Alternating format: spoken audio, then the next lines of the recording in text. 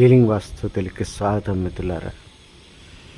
మేము తిరుపతిలో 3వ ఫ్లోర్లో 3 బెడ్రూమ్స్ బ్రహ్మస్థానం మధ్యలో ఓపెనింగ్గా ఉన్నటువంటి స్పేస్కి అక్కడ ఉన్నటువంటి పని వాళ్ళతో చక్కగా కొలతలు అవన్నీ కొలిచి ఐమూల చూపెట్టి మార్కింగ్స్ అవి చూపెడుతున్నాము.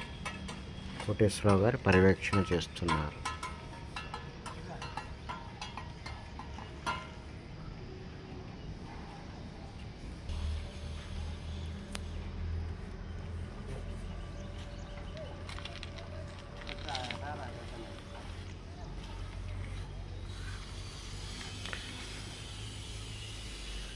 కింద నుంచి 7-8 సార్లు మార్కింగ్స్ వేయడం ద్వారా వారు మంచి ఒక అనుభవాన్ని సంతరించుకున్నారన్నమాట.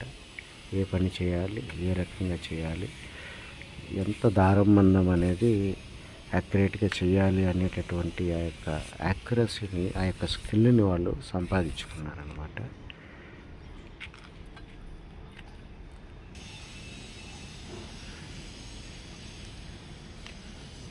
పూర్తిగా మేమే ఆ యొక్క మార్కింగ్స్ చేస్తూ వారి యొక్క సహకారాన్ని, స్కిల్ని ఉపయోగించుకుంటూ మండలికి ఉద్దేశింపబడినటువంటి ఆ యొక్క కొలతలని ఫ్లోర్ మీద అదే రకమైనటువంటి కొలతలతో ప్రతిష్ఠింప చేయడమే ఈ యొక్క మార్కింగ్స్ విధి అనేవాళ్ళు.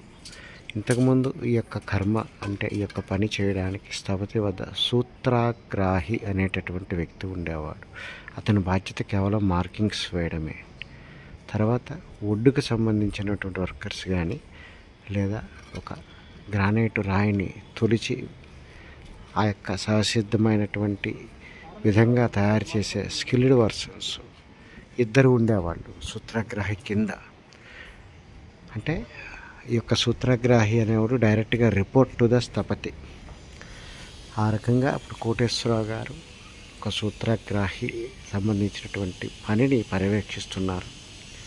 ఆ యొక్క స్థపతికి చీఫ్ ఇంజనీర్ అంటారనమాట. ఈ యొక్క ధర్మబద్ధంగా చేసే పనిని పైనుంచి సూపర్వైజ్ చేస్తూ నేను నిర్వర్తించే బాధ్యత కలగడం నా యొక్క సంతోషం.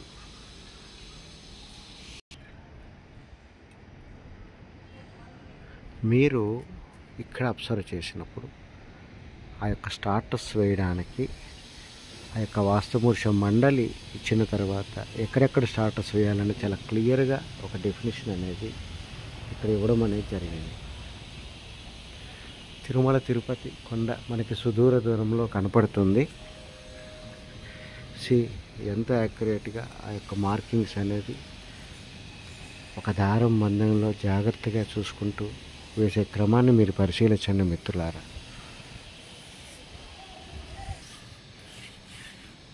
ఇక్కడ ఒక గదికి సంబంధించినటువంటి పారులు ఏవైతే ఉన్నాయో ఆ యొక్క పారుల్ని అటుపక్క ఇటుపక్క పిల్లర్ పాయింట్స్కి ఒక దారం లాగడం ద్వారా ఎగ్జాక్ట్గా మార్కింగ్ సాధించడానికి దారం పెట్టుకొని దాని కిందన ఈ యొక్క మాల్ అనేది వేయడం అనేది జరుగుతుందన్నమాట. దీనిపైన స్పష్టంగా ఆ యొక్క దారం మందంతో ఈ యొక్క మార్కింగ్స్ అనేవి చేసుకుంటారు.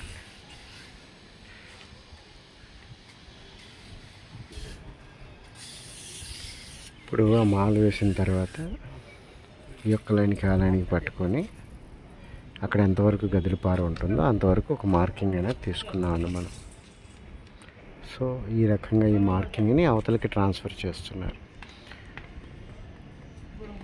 ఇలా ప్రతిదీ ఆ డిజైన్ చేసిన మేమే ఆ యొక్క కొలతలను జాగ్రత్తగా ఆ యొక్క ఫ్లోర్ ప్లాన్ మీద మలుచుకోవాలి.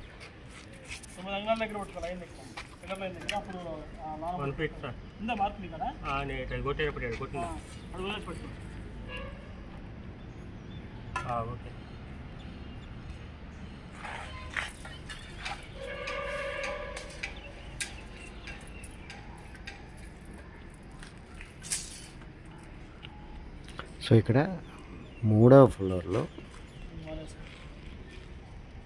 సౌత్ వెస్ట్ నైరుతి బెడ్రూమ్కి లేఅవుట్ అనేది సిద్ధం చేస్తున్నారు. ఆ మధ్యలో కనపడేది రేపు పొద్దున ఓపెన్ చేసినప్పుడు కింద ఫ్లోర్లో ఉన్న వాళ్ళు పైకి కనపడతారంటే ఇక్కడ 2వ స్లాబ్లో బ్రహ్మస్థానాన్ని ఓపెన్ చేశాము ఈ యొక్క డూప్లెక్స్కి.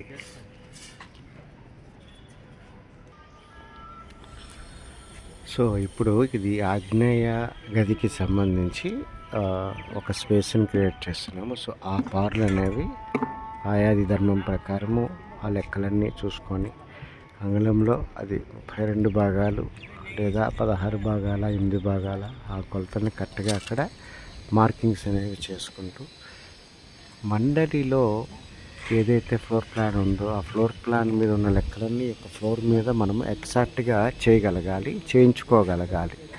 అదే స్థాపత్య విధి, సూత్రగ్రాహ విధి.